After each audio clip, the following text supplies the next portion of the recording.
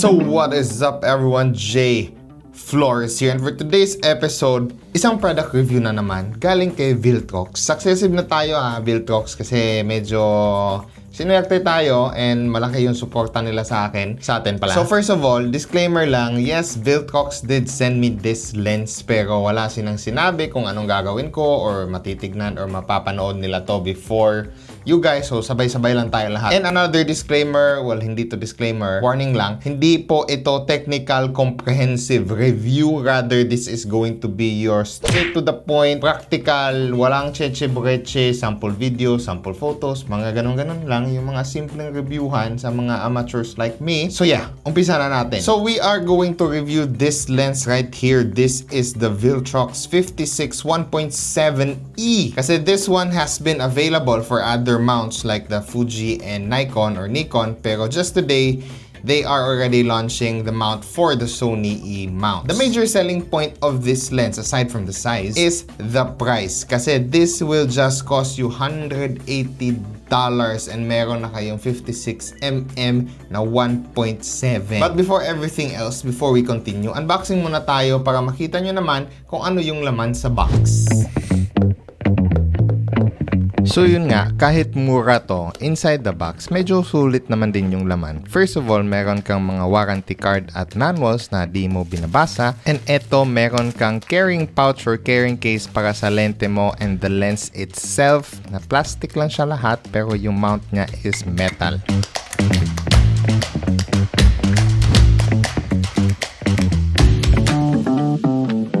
So the next thing that we are going to talk about is the build quality of this lens. It is cheap at $180. I mean, it's not cheap for some, pero the quality that it brings and the build quality is very, how would I say this? Acceptable. Kumbaga, it is made of, majority of it is plastic, like everything except for the mount. It's not weather sealed. Very minimal and simple design. This lens is very light and compact kasi it is just weighing at 170-ish grams compared to the Viltrox na itong 27mm na 1.2 Pro. This would weigh almost 500 grams, pero the quality of this one is just up there talaga.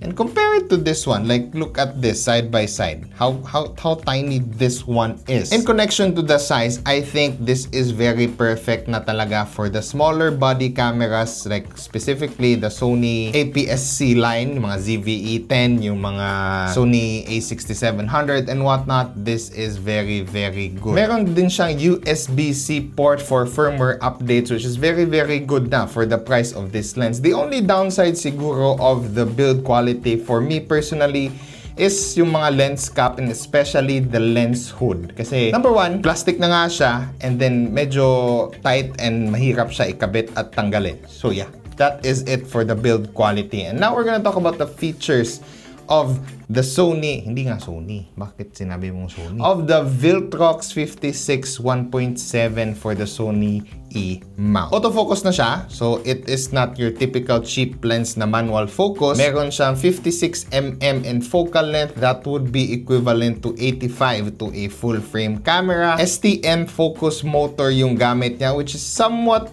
hindi siya noisy, pero compared to the other systems is medyo meron siyang noise talaga or meron siyang sound pag magfo-focus, especially for videos, pero snappy siya if photos. Minimum focus distance is around 55 cm, and that is reasonable na rin for the focal length of 85mm nga. The aperture could go as wide as 1.7, which is very good if you are using an APS-C camera or APS-C sensor. And the AF of this lens is very good despite walang discoke, despite the price of $180. And to assure that, or to attest that, ito yung mga AF test na ginawa ko.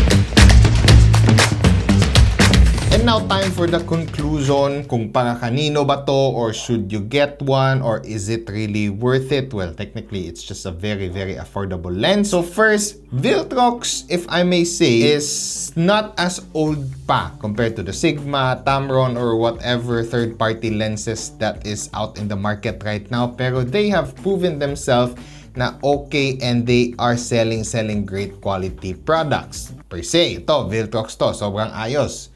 Ito, Viltrox din to, sobrang ayos. Tapos ito rin, yung i-review or nire-review natin ngayon, Viltrox din to. And before these Viltrox products, yung sa full frame pa ako, I've tried their 24mm and then yung 13mm din para sa APS-C. So sa akin, personally, if Viltrox, it is on a budget-friendly side, pero the quality is really up there. Also, this lens right here just goes to show na not all budget-friendly or cheap lenses are cheap performing. I would recommend this if you are a hobbyist siguro, if mahilig ka sa mga portrait shots, sa mga food photography, mga okay din to pang streets and whatnot. If you're a content creator, mga product shots, okay na okay din siya. I could still recommend this for professionals even though it is a very budget-friendly lens. So I think that is it for today. Hindi ko pa masyadong na-test out to, pero maybe in a week or two, matetest out ko siya ng masyado. I would probably make a video of reasons to buy this lens. So that's it. God bless. Thank you again, Viltrox, for sending this one. Stay safe. Peace. Osmo Pocket 3 lang yung gamit natin ngayon.